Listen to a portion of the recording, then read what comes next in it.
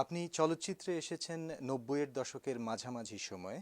শ্বেত পাথরের থালা আপনার প্রথম অভিনীত ছবি, যে ছবিটি জাতীয় পুরস্কার পায় শ্রেষ্ঠ বাংলা ছবি হিসেবে। আহ, কিভাবে অভিনয়ে আসা? Interesting question. কিভাবে অভিনয় আসা? কারণ অভিনয় করার খুব একটা আগ্রহ বা ইচ্ছা কোনোদিনই ছিল না। বলতে গেলে অভিনয়টা যে কি সেটা খুব একটা ছোটবেলা থেকে গুরুত্ব দেওয়ার মতো কেউও ছিল না, কারণ আমাদের ফ্যামিলি খুব কনজারভেটিভ ছিল।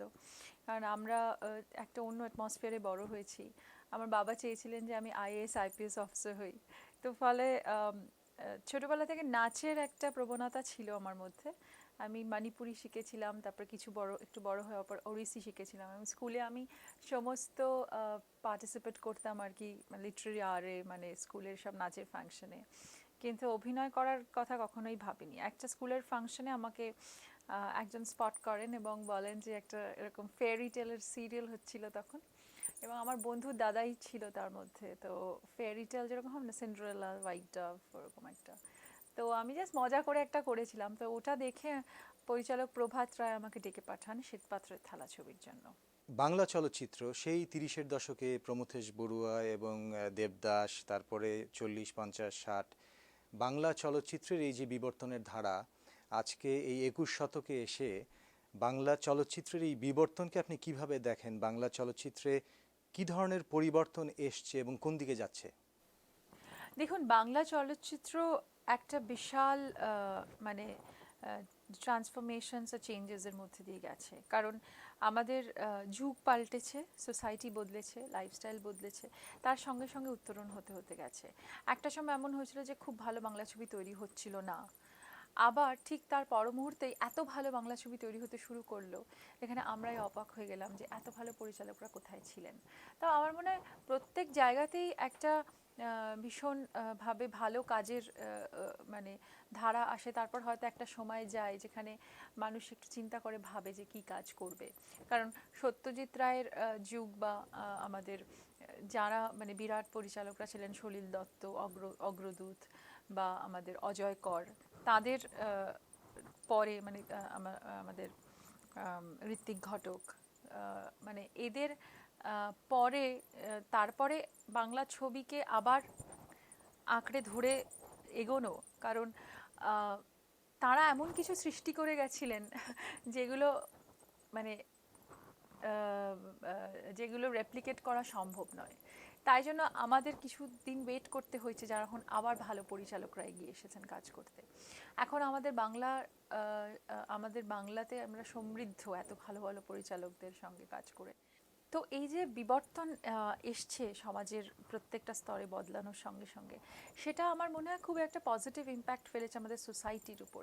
আজকে যেরকম মাল্টিপ্লেক্সেস হয়েছে ছবি, মানে আজকে শুধুমাত্র থিয়েটারে, মানে থিয়েট্রিক্যাল রিলিজ শুধুমাত্র ইন্ডিভিজুয়াল হলে হয় না, আজকাল মাল্টিপ্লেক্স হয়ে গেছে, ডিভিডি এসে গেছে, নানা রকম কিছু চেঞ্জ হয়েছে মানুষের জীবনে। তো ফলে লাইফস্টাইল বদলানোর সঙ্গে সঙ্গে ছবির বক্তব্য, গল্পগুলোও বদলে গেছে। আপনি সম্প্রতি একটি ছবিতে অভিনয় করেছেন যেটির প্রিমিয়ার হয়েছে বিভিন্ন জায়গায়, তার মধ্যে যুক্তরাষ্ট্রেও হয়েছে। ছবিটির নাম পিয়ালির পাসওয়ার্ড। এবং আপনি যেটা বলছেন যে জীবনধারার পরিবর্তনের সাথে সাথে চলচ্চিত্রেও পরিবর্তন এসছে, চলচ্চিত্রও এগিয়েছে, টেকনিকের দিক থেকেও এগিয়েছে। পিয়ালির পাসওয়ার্ডেও আমরা সেটা দেখি যে এখানে শুধু বাংলা নয়, সংলাপ ইংরেজিতেও আছে। সুতরাং এবং যুক্তরাষ্ট্রের সম্পূর্ণ ধারণ করা হয়েছে ছবিটি।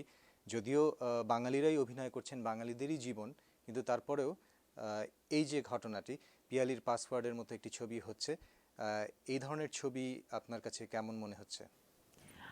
দেখুন, পিয়ালির পাসওয়ার্ডটা অ্যাকসেপ্ট করার মুখ্য উদ্দেশ্য ছিল যে আমার মনে হয়েছে রাজ বাসু বাংলা ছবিকে একটা ইন্টারন্যাশনাল জায়গায় নিয়ে যাবার চেষ্টা করছেন। সেইটা আমার প্রধান কারণ লেগেছিল। এবং আমার চরিত্রটা ওয়াজ রিয়েলি নাইস, আর খুবই একটা ইমোশনাল দিক ছিল চরিত্রটার ভেতরে। শুধুমাত্র ইমোশনাল দিক ছিল না, একটা প্র্যাকটিক্যালিটিও ছিল পুরো ব্যাপারটার মধ্যে। যে এই যে কম্বিনেশন অফ প্র্যাকটিক্যালিটি অ্যান্ড ইমোশনের যেই জায়গাটা, সেটা খুব ইন্টারেস্টিংলি রাজ বার করার চেষ্টা করেছিল ছবিতে। বহু ইন্টারন্যাশনাল অ্যাক্টার্সরা এই ছবিতে অভিনয় করেছে। যেটা আপনি বললেন যে বাংলা ছবিকেই হাইলাইট করার জন্য, কিন্তু বাংলা ছবি কিন্তু বাঙালিরা কিন্তু আজকে বহু জায়গায় ছড়িয়ে গেছে। বাংলা ভাষাটাই কিন্তু শুধুমাত্র আজকে বাঙালিদের উপজীব্য নয়।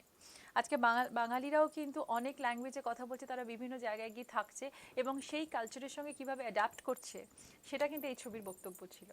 বাঙালিরা শুধু যে অ্যাডাপ্ট করছে তাই নয়, তাদের যে দ্বিতীয় প্রজন্ম তৃতীয় প্রজন্ম তারাও তারাও কিন্তু অ্যাডাপ্ট আজকাল করছে, অন্য অ্যাবসলিউটলি। ভাষায় কথা বলছে। তো বাংলা চলচ্চিত্রের পাশাপাশি আপনি হিন্দি চলচ্চিত্রে অভিনয় করেছেন, কিন্তু আমি আরেকটু এগিয়ে যেতে চাই, সেটি হচ্ছে ইংরেজি ছবিতে অভিনয়ের কোনো রকম ইচ্ছে বাসনা কি আপনার আছে কিনা, বা সেরকম কোনো চিন্তা ভাবনা? হ্যাঁ, নিশ্চয়ই আছে। তবে আমি জাস্ট একটা ইংরেজি ছবি কমপ্লিট করলাম আমোল পালেকারের। আপনারা জানেন নিশ্চয়ই, আমোল পালেকার খুব বিখ্যাত পরিচালক। ওনার একটা ছবি আমি জাস্ট কমপ্লিট করলাম, সিকিমে আমরা শ্যুট করলাম, আমি, রজত কাপুর আর অন্তরা মালি। তো ওটাও খুব একটা ইমোশনাল, একটা হিউম্যান একটা অ্যাসপেক্ট গল্পের ছিল। তো সেটা কমপ্লিট করলাম। তবে আপনি যেটা বলছেন quote on quote Hollywood English film, সেই ছবির অফার এখনও আমি পাইনি। তবে যদি কোনো দিন পাই, নিশ্চয়ই তার সদ্ব্যবহার করার চেষ্টা করব। একটু ভিন্ন প্রসঙ্গে আসি। আপনি বলছিলেন যে কোনো প্রাতিষ্ঠানিক অভিনয় শিক্ষা আপনার ছিল না যখন আপনি শুরু করেছেন, এবং তারপরেও আপনি আস্তে আস্তে শিখে নিয়েছেন, রপ্ত করে নিয়েছেন অভিনয় কৌশল।